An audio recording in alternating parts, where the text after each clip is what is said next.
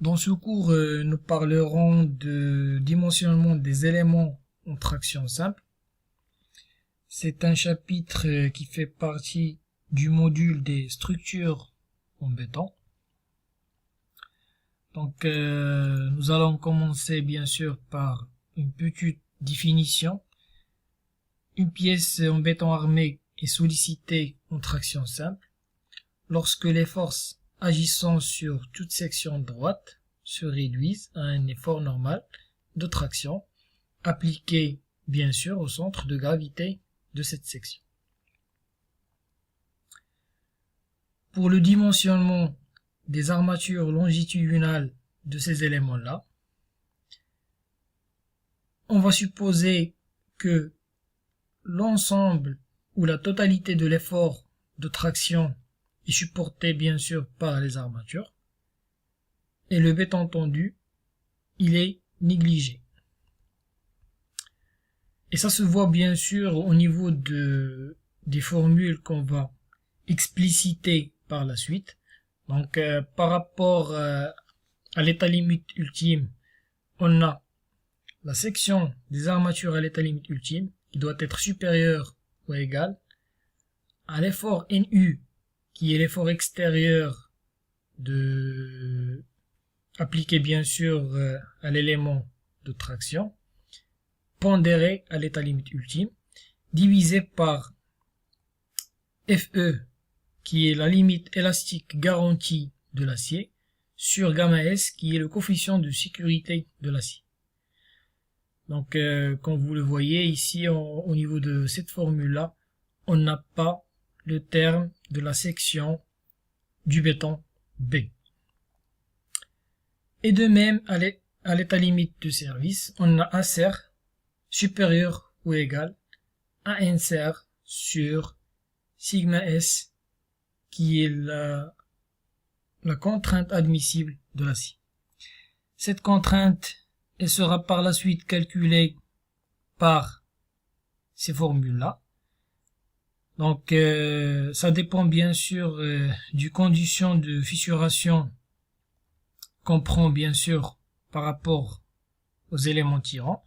Donc, si la fissuration elle est préjudiciable, on va utiliser la première formule. Si la fissuration elle est très préjudiciable, on va utiliser la deuxième. Par rapport aux fissurations qui sont bien sûr peu préjudiciables, on va dire qu'on n'a pas de formule de calcul de la contrainte admissible de l'acier. Donc on va dimensionner uniquement l'élément à l'état limite ultime. Il vient par la suite ce qu'on appelle la condition de non-fragilité. Donc c'est une condition qui donne par la suite la section d'armature minimale d'acier à utiliser au niveau des éléments tirants. Donc cette inégalité, on peut dire que c'est l'inégalité entre la résultante des contraintes ou des forces au niveau de l'acier, longitudinal bien sûr, qui doit être bien sûr supérieur ou égal à la résultante des forces de traction au niveau de la section du béton. D'où bien sûr A supérieur ou égal à A min est égal à B fois FTJ qui est la contrainte de traction au jour J au niveau du béton sur FE qui est bien sûr la limite élastique garantie de l'acier. Et par la suite, on peut dire que la section d'armature longitudinale, elle est donc le maximum entre les trois valeurs AU, ASER et AMI. Pour les armatures transversales au niveau des éléments tirants, on peut dire que ces armatures-là ne jouent plus que le rôle de barre de montage, sauf si les armatures longitudinales comportent des recouvrements. Donc on peut dire qu'en zone de recouvrement, il est nécessaire de vérifier bien sûr ce qu'on va voir par la suite, cette égalité, qui bien sûr définit la quantité qu'on doit avoir d'armature transversale au niveau des zones de recouvrement. Donc le terme qui est à gauche, c'est la somme des sections bien sûr des armatures transversales multipliées par FET, qui est la limite élastique des armatures transversales.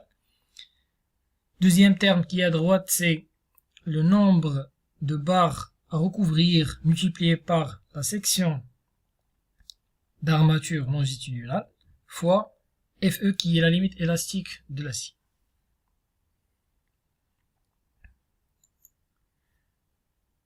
Par rapport au coffrage, normalement, la section du béton obtenue, bien sûr en satisfaisant ces 3 points. Premier point, c'est la condition de non-fragilité. Deuxième point, c'est le bon enrobage des aciers. Troisième point, c'est la condition de jonction par recouvrement des barres. Et voilà bien sûr la fin de ce chapitre-là. Je vais essayer maintenant de vous présenter 2 applications de ce chapitre. Donc première application, c'est l'exercice numéro 23. Il consiste en le calcul bien sûr des armatures longitudinales du tirant qui est de section 30 x 20. Donc explicité et illustré bien sûr au niveau de ce schéma-là. On peut dire que c'est une coupe transversale d'un chapiteau. Voilà. Ça, c'est l'élément de la couverture. La descente de charge qui vient bien sûr au point A et au point B, c'est des charges qui vont être bien sûr inclinées. Ils auront par la suite une composante verticale et une composante horizontale.